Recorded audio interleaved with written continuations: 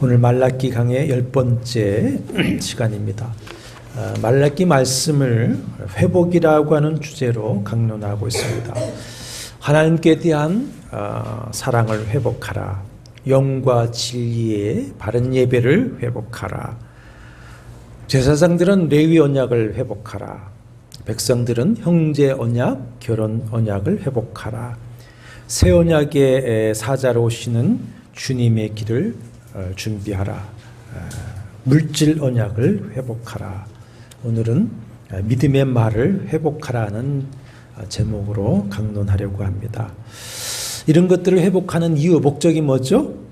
주님과의 언약의 관계를 회복하기 위함입니다. 주님과 관계를 회복할 때에 주님으로부터 치유와 회복과 부흥의 은혜가 있게 됩니다. 오늘도 믿음의 말을 회복함으로써 주님과의 언약의 관계를 회복하고, 그래서 말씀과 성령으로 역사하시는 그 치유, 또 회복, 부흥의 은혜가 있게 되기를 축원합니다. 가톨릭 교회에서는 교회 예배에 참석하지 않고 믿음 생활을 떠나 있는 사람들을 냉담자라 들어보셨죠? 냉담자다. 우리 개신교회에서는 가나안 신자라고 소위 말합니다. 가나안에 정착했다는 것이 아니라 안나가 교회는 가나안 교인이다, 이렇게 좋게 그냥 말을 하는 거죠. 냉담자 또는 가나안 신자는 믿음 생활에 회의를 가지고 하나님을 향하여 마음이 냉담해져서 지금 주님을 멀리하고 있는 것일 것입니다. 또는 주일이면 여전히 예배에 참여하지만 그 마음 한편에 회의감을 가지고 또 냉담한 상태에서 계시록 라우디아 교회에 하신 말처럼 뜨겁지도 않고 차갑지도 않고 미근하지근한 마음 상태에서 이 당시 말라기 백성들처럼 실상은 하나님과의 관계가 멀어진 채 그 중심이 고통 중에 있는 분도 있을 수 있습니다. 말라기 당시 주전 5세기경이죠. 이스라엘 백성들은 하나님을 향한 그 회의와 냉담한 마음으로 실상은 하나님을 떠난 삶을 살고 있었습니다. 하나님을 향한 그런 마음 때문에 예배를 번거롭게 여기면서 형식적으로 외식적으로 합니다. 레위 제사장들은 레위 언약을 잊어버리고 사명감이 아니라 그래서 부패한 직업 종교인으로 살아가고 있습니다. 백성들은 형제 언약도 결혼 언약도 다 깨어버리고 이방인들과 연합하여서 세상의 부와 즐거움을 따라 살아갑니다. 그리고는 2장 17절에 보면 하나님은 악을 행하는 자를 더 좋게 보시고 기뻐하시며 정의로 심판하지 아니하신다고까지 말하면서 여호와를 괴롭게 하고 있습니다. 택한 백성들의 이런 모습에 괴로우신 주님께서는 말라기 선지자를 통해서 내가 너희를 사랑한다. 그러므로 내게로 돌아오라. 그러면 나도 너희에게로 돌아가리라. 백성에 대한 변함없는 사랑을 전하십니다. 그러나 주님께 마음이 냉담해진 백성들은 주께서 어떻게 우리를 사랑하셨습니까? 우리가 어떻게 하여야 돌아가리까? 이건 긍정적인 말이 아니죠. 돌아갈 이유, 필요성을 못 느끼겠다, 이런 말입니다. 하나님은 당신의 백성들과 관계를 회복하기를 원하시지만 백성들은 계속해서 하나님께 완악한 말로 반문하며 하나님의 마음을 괴롭게 해드립니다. 오늘 본문까지 6번째 완악한 말로 하나님을 대적하며 괴롭히죠. 여러분, 회의와 냉담의 마음이 있으면 빨리 회복해서 하나님과의 관계를 회복하셔야 됩니다. 그런 것이 오래 가다 보면 마음이 어떻게 됩니까? 완악해지죠. 그래서 주님의 마음에 대못을 박는 말도 서슴지 않게 하게 되고 믿노라 하면서도 죄도 아무렇지도 않게 짓게 됩니다. 저 같은 사람이 이렇게 슬프고 아픈데 저와는 비교할 수 없는 사랑을 하시는 하나님 아버지의 마음은 얼마나 아프시겠는가. 그를 위해서 죽기까지 하신 주님의 마음은 얼마나 슬프시겠는가. 우리 윤동주 시인의 시를 압니다. 저 첨탑 위에 십자가는 섰는데 그 시 중에 행복한 사람 예수 그리스도라고 십자가를 지는 예수 그리스도가 행복했다고 그래요. 십자가를 지며 죽기까지 그가 행복해 할 수 있는 대상이 있었지 않습니까? 그 대상이 누구죠? 우리지 않습니까? 그래서 2장 17절에서는 주님이 너희가 말로 여호와를 괴롭게 한다, 슬프게 한다. 어쩌면 그렇게 그 시대의 사람이나 지금 사람들이나 다 똑같은지 모르겠습니다. 빨리 그 회의감과 냉담해진 마음을 돌이켜야 됩니다. 그렇지 않으면 하나님을 향하여서 마음이 완악해지고 우리는 불행에 빠질 수밖에 없습니다. 오늘 13절에 보면 여호와가 이르노라 너희가 완악한 말로 나를 대적하고도 했는데 완악하다라고 하는 히브리 원어는 어떤 대상에게 아주 강하고 끈질기게 대적하는 것을 말합니다. 킹 제임스 버전에서는 스타우트라고 하는 말인데 스타우트라고 하는 말은 무슨 뜻일까 했더니 스트롱보다도 더 강한 의미를 사용하더라고요. 아주 그 마음이 이루 말할 수 없이 강팍해진 것이죠. 이 말을 어떻게 쓰느냐. 출애굽 때에 바로의 마음이 옛날 버전에는 강팍해졌다. 지금은 완악해졌다. 그러시죠. 바로는 모세가 전한 여호와의 말씀을 들을수록 그 마음이 어떻게 됩니까? 완악해졌습니다. 강팍해졌습니다. 10번이고 거부하고 대적했습니다. 그렇게 완악하게 여호와를 대적한 결과 어떤 재앙을 당했는지 우리는 너무나 잘 알고 있습니다. 말라기에서 당시 백성들은 자신들이 지금 겪고 있는 삶의 어려움들이 자신들이 여호와의 언약을 깨트리면서 범죄한 열매라는 것을 깨닫고 인정하지 않고 하나님을 원망하고 있는데 주님은 말씀을 통해서 그 원인이 무엇인지 논쟁까지 하시면서 백성들이 깨닫고 돌아와 회복하기를 원하고 계시는 것이죠. 말라기에는 이제 백성과 하나님과의 6번의 논쟁이 있는데 오늘 이제 마지막 6번째 논쟁입니다. 근데 우리가 계속 첫 번째 논쟁부터 봐왔지만 누가 먼저 말을 걸어오십니까? 하나님이 먼저 말씀을 걸어오세요. 이것은 하나님께서 택하신 자기의 백성들을 포기하지 아니하시고 사랑하여서 회복하시기를 원하신다고 하는 증거이죠. 그런데 백성들은 그럴 때마다 아주 완악한 말로 대응하면서 하나님의 마음을 괴롭게 합니다. 사랑하는 여러분, 지난 시간에 말씀한 대로 여러분의 마음에 또는 여러분의 삶에 주님이 논쟁해 오신다면 주님이 여전히 나를 사랑하시고 포기하지 않고 계시는 것이구나. 그래서 당신과의 관계를 회복하기 위해서 나를 부르시는 것이구나. 그렇게 믿고 하나님께 돌아오시기를 바랍니다. 돌아가다 하는 것은 회심입니다. 죄와 잘못을 깨닫고 뉘우치고 돌아가는 겁니다. 그러면 주님께서도 여러분에게 돌아가실 것이고 넉넉한 아버지의 품으로 품어주실 줄로 믿습니다. 하나님 아버지께 돌아가기 위해서 어떻게 해야 되느냐? 먼저 하나님을 진실로 경외하는 마음으로 영과 진리의 예배를 회복해야 된다. 레위의 언약, 형제 언약, 결혼 언약을 회복해야 한다. 셋째, 11조와 헌물을 회복해야 된다. 다 하나님과의 관계를 회복하기 위한 것이죠. 그런데 관계 회복은 말로만 되는 것이 아니지 않습니까? 말로만 나는 널 믿어, 너 사랑해.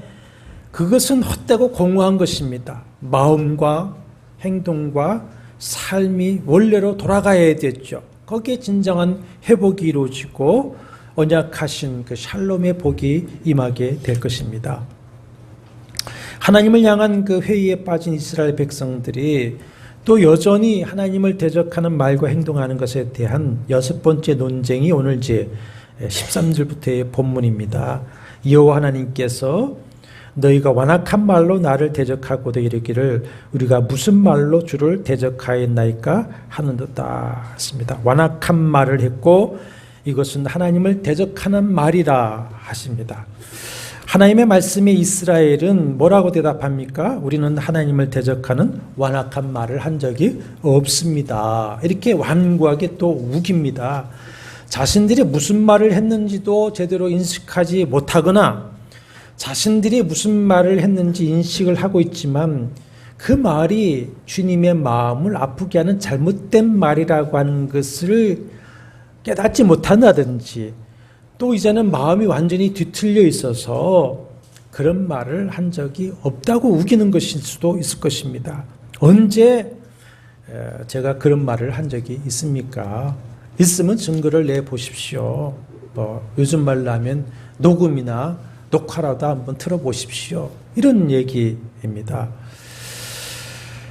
우리 같으면 야, 너 같은 놈 더 이상 대화할 이유와 가치가 없다 하고 드디어 참아왔던 관계 단절을 선언할 것입니다. 사실 저는 근자에 그렇게 했습니다. 30년 가까이 친근하게 지냈는데 계속 거짓말하고 오리발을 내미는데 도저히 안 되겠어 관계를 단절해버리고 말았습니다. 사람은 그렇습니다. 그러나 주님은 그래도 깨닫고 회개하고 돌아와서 심판을 좀 면해보려고 하는 약속한 복을 받게 해보려고 하는 그 자비하신 아버지의 마음으로 또 그들이 하는 논쟁에 대답을 또 하시죠.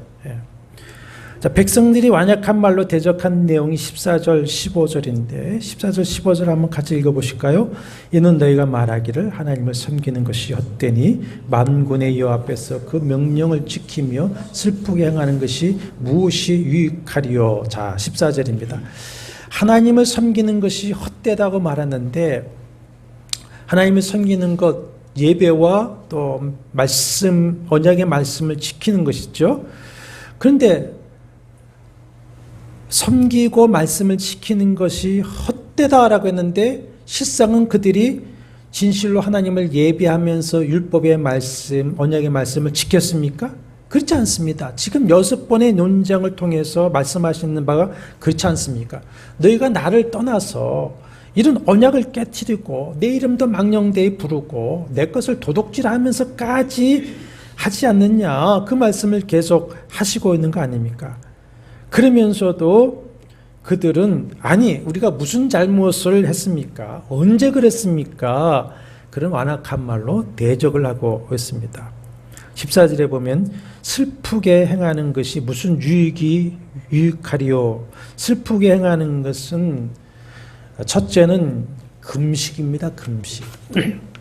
마태복음 6장 16절에 예수께서 바리새인들이 외식하는 금식을 책망하신 말씀에 보면은 그들은 금식할 때에 베옷을 입고 또 씻지 않고 빗지 않고 얼굴을 흉하게 하고 슬픈 기색을 하면서 일주일에 2번씩이나 금식을 했습니다. 원래 정하신 금식일은 대속죄일입니다. 대속죄일은 백성 전체가 이제 죄를 회개하는 금식을 하고 개인적으로도 하나님께 죄를 회개할 때에는 금식을 하며 기도했습니다. 그러나 그들은 자신들이 슬픈 기색으로 금식하면 하나님께서 들어주실 것이라고 여기고는 이제 일주일에 2번씩이나 했던 것이죠. 이사야 58장을 한번 찾으시면서 들어보십시오. 이사야 58장 제 6절에 보면 내가 기뻐하는 금식은 많이 들으신 말이죠. 우리나라 기독교인들이 과거에 오랫동안 말씀을 잘못 배운 대표적인 사례가 이 금식에 관한 말씀이지 않습니까? 58장 3절에 보면은 우리가 금식하되 어찌하여 주께서 보지 아니하시오며 우리가 마음을 괴롭게 하되 어찌하여 주께서 알아주지 아니하시나이까. 아까 말라기 그 말씀 말라께서 하는 말하고 똑같죠. 그러나 주님께서는 5절과 6절에 이것이 어찌 내가 기뻐하는 금식이 되겠으며 이것이 어찌 사람이 자기의 마음을 괴롭게 하는 날이 되겠느냐 하시면서 내가 기뻐하는 금식은 이런 것이다. 앞에서부터 쭉 보면 너희가 먼저 싸우면서 약한 사람들을 압제하는 그 악을 버리고 사랑을 행하라 하시면서 8절에 보시면 그리하면 내 빛이 새벽같이 비칠 것이요 내 치유가 급속할 것이며 내 공의가 내 앞에 행하고 여호와의 영광이 내 뒤에 호유하리니 내가 부를 때에는 나 여호와가 응답하겠고 내가 부르짖을 때에는 내가 여기 있다 하리라 하십니다. 그런데 외식하는 자들은 언약을 깨트리고 악을 행하는 죄를 범하면서도 우리가 이렇게 슬프게 금식하니 주님께서 우리의 힘든 것을 좀 해결해 주셔야 한다. 그런데 해결되지 않는 것을 보니 우리가 이렇게 슬프게 하는 것조차도 헛되다, 무익하다 이렇게 말합니다. 또 슬프게 행하는 것은 고대 이방인들이 자신들의 신의 관심을 끌기 위한 행동들이었습니다. 자신들의 슬픈 기색을 하고 자학을 하는 행동을 하면서 제사하면 신들이 관심을 가지고 응답한다. 그런 것이죠.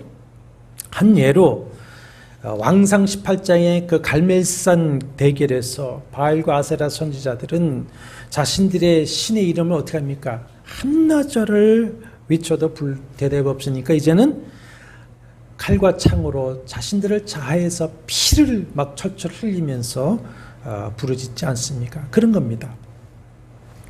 이스라엘이 그런 행위를 하고서는 자기가 원하는 대로 되지 않자 아이고 하나님을 섬기는 것이 다 헛되고 그 명령을 지키며 슬프게 행하는 것이 무슨 유익하냐. 여러분 여기 헛되다 무익하다는 말은 원래 성경을 읽어보면은 우상숭배의 헛된 무익함을 책망하는 말씀을 할 때 사용한 겁니다. 그러니까 이 백성들은 지금 자신들의 행위는 생각하지 않고 요 하나님을 무처럼 지금 하는 겁니까? 우상처럼 생각하게 된 것입니다.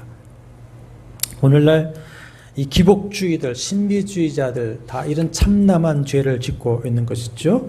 이런 여호와 이름을 망령되게 하는 참남한 죄를 지으면서도 15절에 지금 우리는 교만한 자가 복되다 하며 악을 행하는 자가 번성하며 하나님을 시험하는 자가 화를 면한다 하노라 합니다.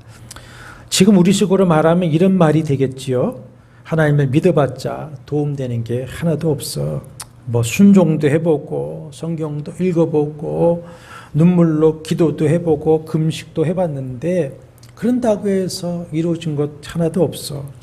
차라리 하나님 없이 교만하게 사는 게 마음 편하고 세상에서 돈도 벌고 권세도 얻고 명예도 얻고 성공하려면 말씀을 따르는 것보다 내 마음을 따라 사는 것이 훨씬 나아.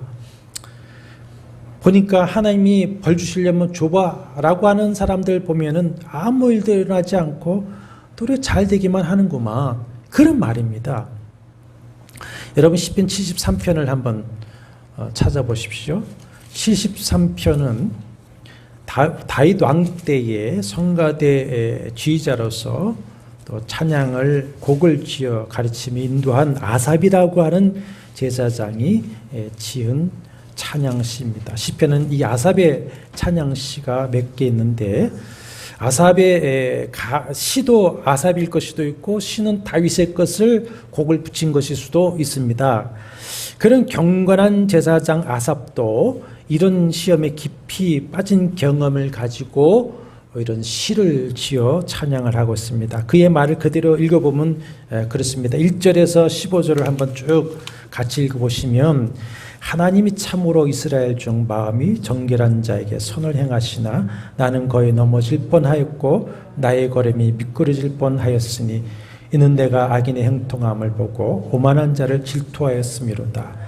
그들은 죽을 때에도 고통이 없고 그 힘이 강건하며 사람들이 당하는 고난이 그들에게는 없고 사람들이 당하는 재앙도 그들에게는 없나니 그러므로 교만이 그들의 목걸이요 강포가 그들의 옷이며 살찜으로 그들의 눈이 솟아나며 그들의 소득은 마음의 소원보다 많으며 그들은 능욕하며 악하게 말하며 높은 데서 거만하게 말하며 그들의 입은 하늘에 두고 그들의 혀는 땅에 두루 다니도다.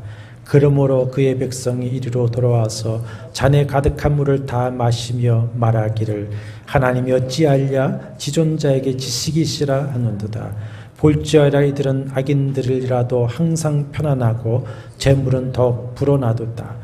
내가 내 마음을 깨끗하게 하며 내 손을 씻어 무죄하다 한 것이 실로 헛되도다.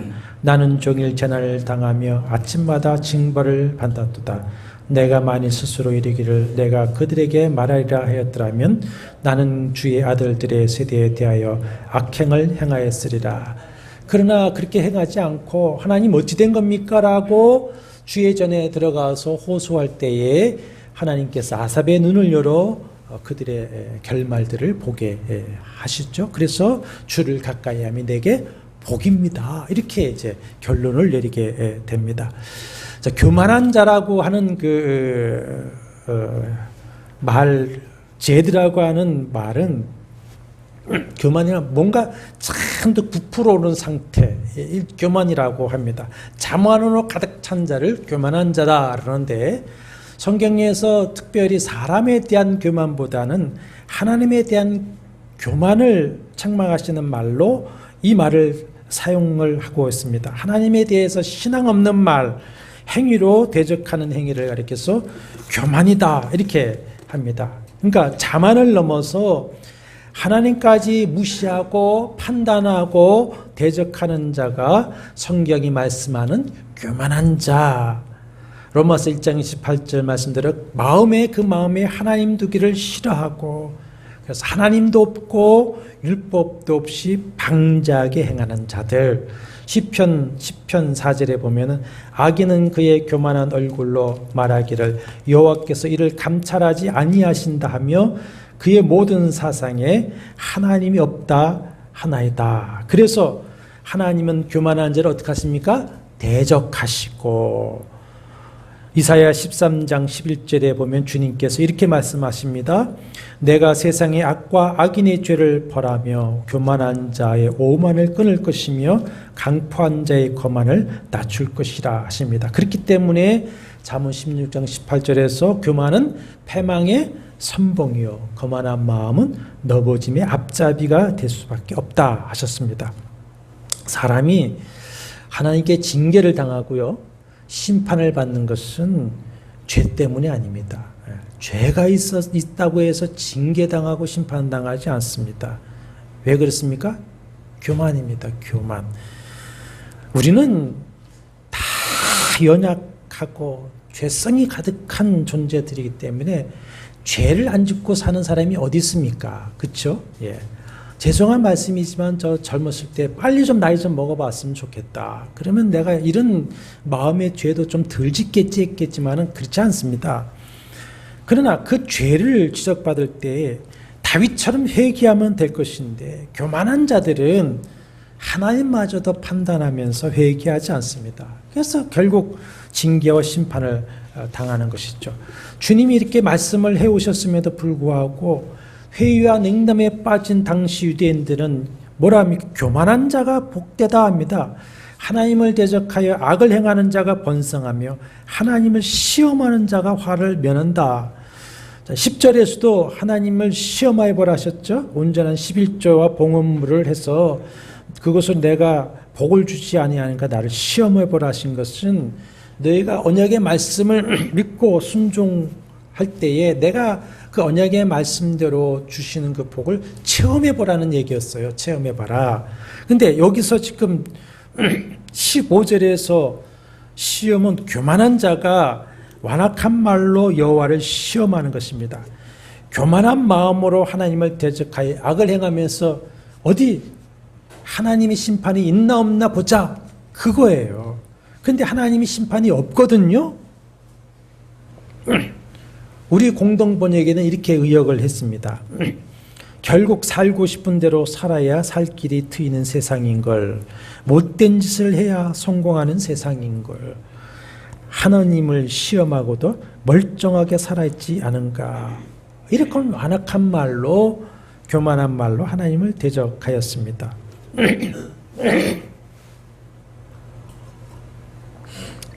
현재 능동 분사입니다. 현재 분사는 한두 번 하고 끝나는 게 아니라 계속 하는 거예요. 너무나 마음이 힘든 나머지 한두 번 원망해 보는 그런 말이 아닙니다. 사실 우리도 그렇지 않습니까?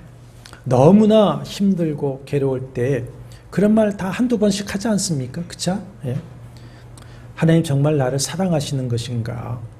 하나님이 정말 나한테 왜 이러시는 것이지? 예. 하나님은 저런 악인을 왜 그냥 두시지? 정말 하나님은 살아 계시기나 한 것인가? 우리는 정말 어렵고 힘들고 괴로울 때 한두 번씩 그런 말을 하기도 하지만 그런 말을 하고서는 곧 괴로워서 회개하게 됩니다. 그런데 이들은 출애굽 때 이스라엘 백성들이 40년 내내 하나님을 원망하고 불평했던 것처럼 그런 일을 계속해서 반복하고 있는 것입니다. 회의와 냉담이 이제는 완전히 완악한 마음이 되어서 그저 입만 열면 불평, 불만, 원망, 하나님을 대적하는 말을 하는 겁니다. 이것이 바로 야고보서 1장 13절에 말씀하는 대로 하나님을 악으로 시험하는 겁니다. 시험하는 것. 영어 성경도 여러 가지 버전이 있는데 NIV 성경, 저는 이제 킹제임스 버전을 기본으로 하는데 NIV 버전에서는 챌린지라고 그랬어요. 도전하는, 하나님께 도전하는 것. 자, 내가 이렇게 해도 하나님이 나를 심판하는가 어디 한번 해보십시다. 도전하는 자라 이게요. 그런데 이렇게 하나님을 악하게 시험하는 자, 도전하는 자는 이스라엘 백성뿐 아닙니다. 불신자만의 얘기 아닙니다. 하나님의 백성들이요, 하나님을 믿고 섬긴다고 하는 이스라엘 백성들이 그렇게 했듯이 오늘도 하나님을 아버지라 주님이라 믿고 섬긴다고 하는 교인들도 얼마나 하나님을 시험하는지 모릅니다. 기복주의 신앙을 가지고, 신비주의 신앙을 가지고 앞에 그 10절에 한 것도 하나님 시험하죠. 예, 복채처럼 시험하는 자들도 있습니다. 또 형식화되고 외식화된 신앙인들은 내가 율법을 준수하지 않아도, 내가 하나님 앞에 정직하지 않고 충성하지 않아도 괜찮겠지, 순종하지 않습니다. 안 해보니까 아직 별일이 없어요. 그렇죠? 별일이 없는 것이 아닙니다. 하나님은 지금 오래 참아주시는 시간이요, 하나님이 약속하신 은혜가 임하지 않는 것이 별일인데 그거를 깨닫지 못하고 있는 것뿐이에요. 그렇게 하면 고통스러운 징계와 채찍과 꾸지람이 막 있을 줄 알았더니 괜찮아요. 그러니 마음으로 이렇게 해도 괜찮구나. 징계와 심판이 없네. 이렇게 살아도 믿으니 구원을 받는 것이 확실하다 했으니 이렇게 살아도 괜찮겠구나 라고 살아가게 됩니다. 그러다가 마음이 완고해지고 외식하는 자가 되고 더 나아가서 하나님을 시험하고 괴롭히는 자가 되어버리고 마는 겁니다. 남의 얘기가 아니라 바로 우리의 얘기입니다. 근데 이건 혼자 얘기하는 것들이 아니죠. 자기 자신에게만 하는 말이 아니듯이 이제 16절에 보면은 이 하나님을 경외하는 자들이 피차 곤면했다고 하는 것처럼 이 악인들도 주변에 서로 선동하는 말을 하는 겁니다. 그래서 주변 교인들에게도 회의를 주고 의심을 심어주고 또 윤리도덕적으로 회의주의에 빠지게 만들어 버렸습니다. 그렇지 않습니까? 거짓말하고 사기치고 법을 이용해서 악을 행하는 자들이 부자가 되고 권세를 얻어서 큰 소리치고 잘 사는데도 벌도 받지 않아요. 그런데 그런 사람들이 또 하는 말이, 나도 교회에 다니는 교인이야, 내가 이래봬도 몇십 년 믿은 안수집사야, 장로야, 목사야 하니까 이거 세상 사람들은 말할 것도 없이 믿는 교인들도 회의에 빠집니다. 아니 뭐 이렇게 하나님을 열심히 믿고 말이지 괴로운 마음으로 회개하고 율법을 지키면서 살 필요가 없네. 예. 믿는 것은 믿는 것이고 은혜를 구원받으니 세상 살 때는 저렇게 살아야 되겠구나 하고 그런 길을 가게 된다 이거죠. 예. 그런데 그런 말들을 하나님께서 다 들으셨고 그 말을 지적하시는 것입니다. 말라기 앞에 논쟁에서도 백성들이 계속 뭐라고 합니까? 2장 17절에서도 우리가 어떻게 말로 여호와를 괴롭혀 드렸습니까? 3장 13절 본문에서도 우리가 무슨 말로 주를 대적하였습니까? 앞에서 말씀했듯이 우리가 언제 그런 말을 했다고 그러십니까? 아니 뭐 그런 말 한 것이 뭐가 그렇게 잘못된 죄입니까? 말도 못하고 삽니까? 그런데 16절에 가면 자 16절 한번 읽어보시죠. 그때 여호와를 경외하는 자들이 피차에 말하며 여호와께서 그것을 분명히 들으시고 여호와를 경외하는 자와 그 아들을 존중히 여긴 자를 위하여 여호와 앞에 있는 기념책에 기록하셨느니라 하셨습니다. 분명히 들으시고라고 번역을 한 그 원문은 경청하다라고 하는 뜻을 가진 다른 두 단어를 이어서 말하고 있어요. 그러니까 하나님께서는 그야말로 아주 귀를 기울이시고 한마디도 놓치지 않고 다 들으셨다. 그거를 강조하는 거에 위해서 경청하다는 뜻을 가진 다른 두 단어를 사용해서 이 말을 하고 있습니다. 모든 말을 다 분명하게 들으시고 여호와 앞에 있는 기념책에 기록하셨다. 기념책이라고 하는 말은 기억하는 책입니다. 기억의 책. 하나님 잊지 않으시려고 당신 앞에 있는 책에 다 기름종이로 썼다는 거예요. 그래서 16절 17절에서는 이제 여호와께서 정하신 날에 상을 주시기 위해서 그 하나님이 경외하는 자들이 그 피차한 경건한 말을 기억해 뒀다가 상을 주시겠다. 그러면 주님께서는 여호와를 경외하는 의인의 말만 듣고 기억하시는 겁니까? 그렇지 않습니다. 교만한 자들이 여호와의 하나님을 대적하면 모든 완악한 말도 다 듣고 기억하시며 의인의 말에 상을 주듯이 악인의 말에는 그의 합당한 심판을 하시는 것이죠. 계시록 21장의 마지막 심판 때에 보면은 책이 두 개가 있다고 그랬어요. 두 개가 있어요. 생명책이 있고 또 다른 책이 있다고 그랬어요. 다음 주에 더 말씀을 생각해 보겠습니다. 그러므로 사랑하는 성도 여러분, 믿는 자는 하나님과의 관계를 친밀하게 회복하기를 바라는 자는 하나님께서 약속하신 은혜와 복을 받기 원하는 성도들은 뭘 회복해야 됩니까? 믿음의 말, 신앙의 말을 회복하셔야 합니다. 여호와 하나님은 우리의 마음을 감찰하시고 우리의 말을 들으시며 우리의 행함을 보십니다. 그러니 말을 조심해야 됩니다. 예수께서 이렇게 말씀을 하셨어요.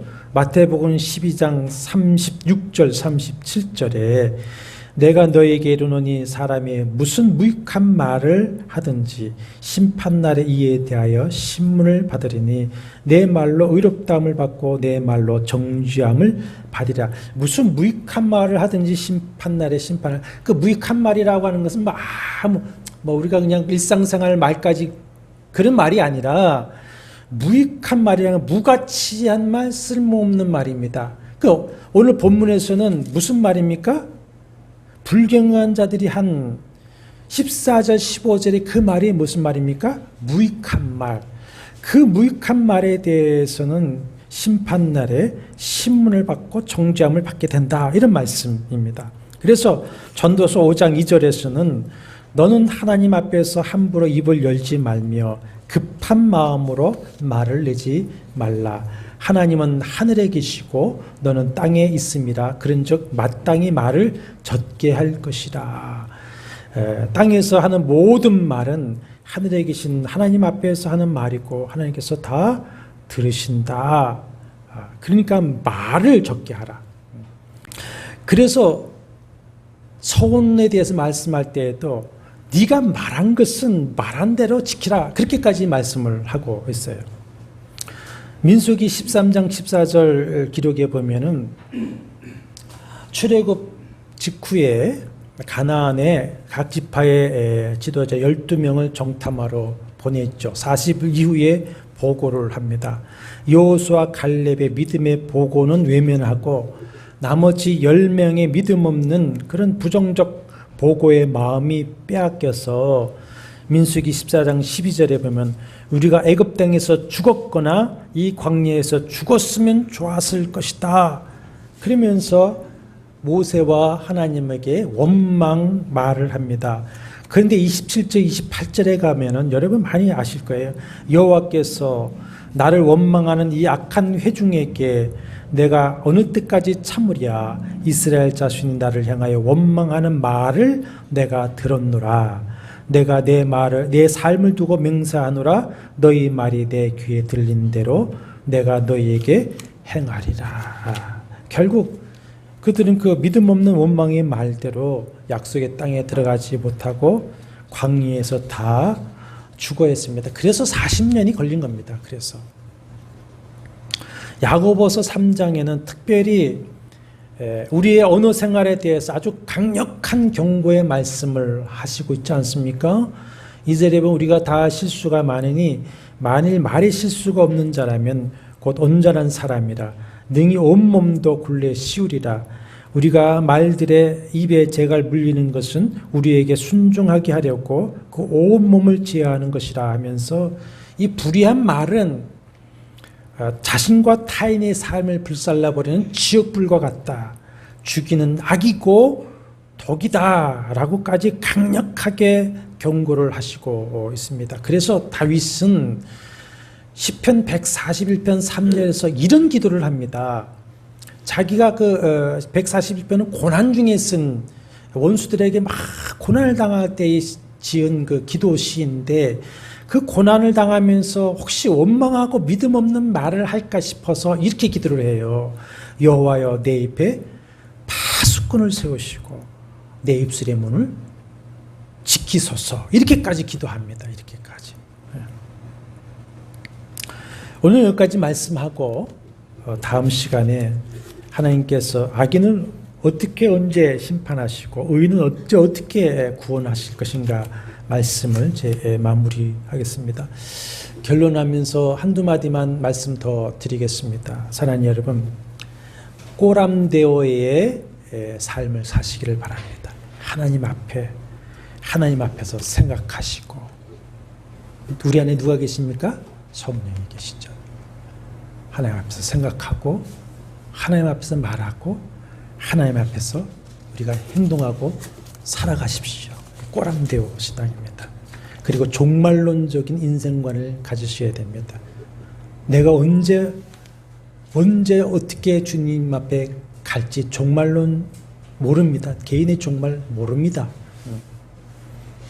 저도 어젯밤에 막 설교 준비를 하다가 얼마나 나름대로의 막 그 고민을 하고 애를 썼는지 막 가슴이 숨을 못 쉬도록 막 고통이 오고 그랬어요. 그래서 이제 쇼파에 가서 혼자 몰래 누워서 쉬었다가 다시 시작을 했는데 이러다가 죽는 수도 있겠구나. 개인의 종말이 언제 올는지 모릅니다.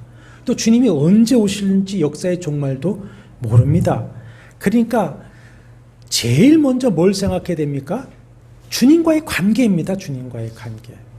다른 게 우선이 되는 게 아닙니다. 주님과의 관계가 우선입니다. 관계. 우선으로 생각하고 말하고 살아가야 됩니다.